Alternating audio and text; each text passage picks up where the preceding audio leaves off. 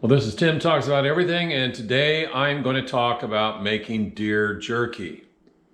So last week, actually 1 week ago today, shot a nice big buck, and his antlers are off to be made into a European mount.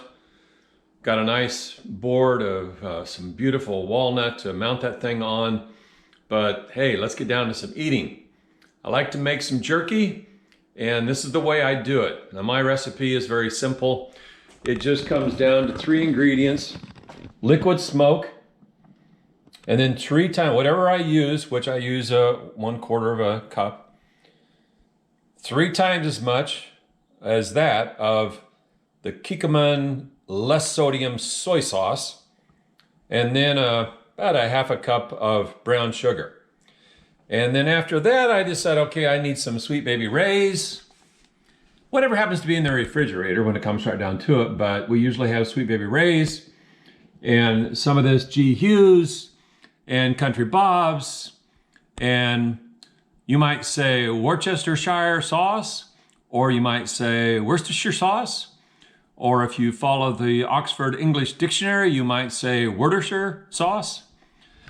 And then you've got the Louisiana and the Valentina and the hot sauce. I am not big on hot sauces, but I'm going to put some in because a little bit of heat is kind of nice in these fall days and winter days. So got my deer steaks, I got my cutting board, and in a moment here, I'm going to get my favorite knife out, and I'm going to be ready to go. Check in with you in a little bit.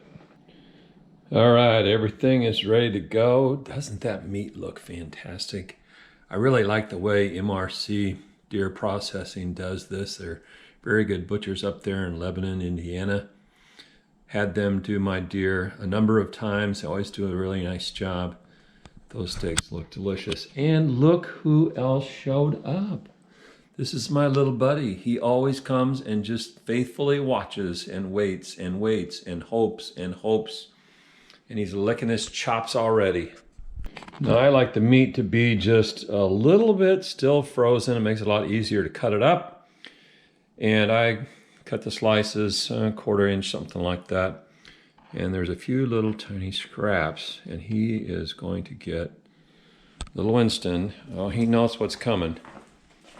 He is going to get just a little bit in his bowl, and he will stay with me till winter comes and the yard freezes over, won't you, Winston? Yes, that is his position right there, waiting and hoping. All right, in the marinade it goes. I will put this in the refrigerator when I'm done.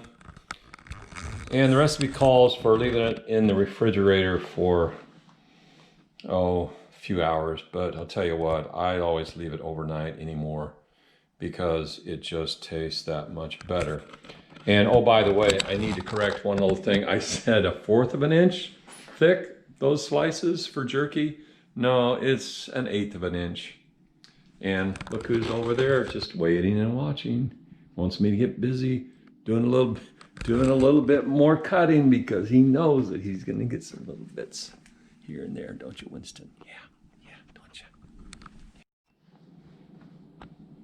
you? All done. So in the fridge it goes. Tomorrow's Sunday, so I won't be doing anything until after church.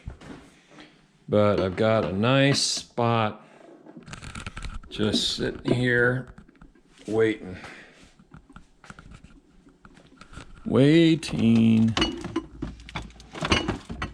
All right. All right, so all the trays are loaded up. Ready to put the top on. I like this kind of dehydrator that has the fan that blows from above.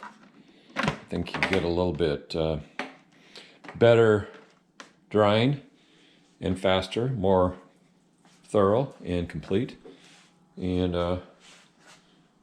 now it's off to the garage to plug it in, and overnight, next morning, there'll be some good jerky to eat.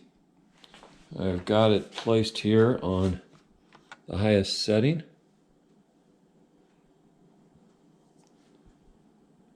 Okay, there's Winston, my friend, waiting to go out to the garage. He's been scratching at the door.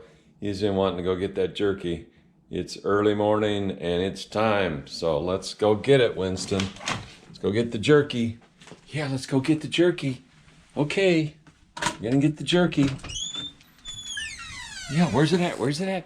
Oh yeah, you know where it's at. You can smell it, right? Yeah, you know. All right.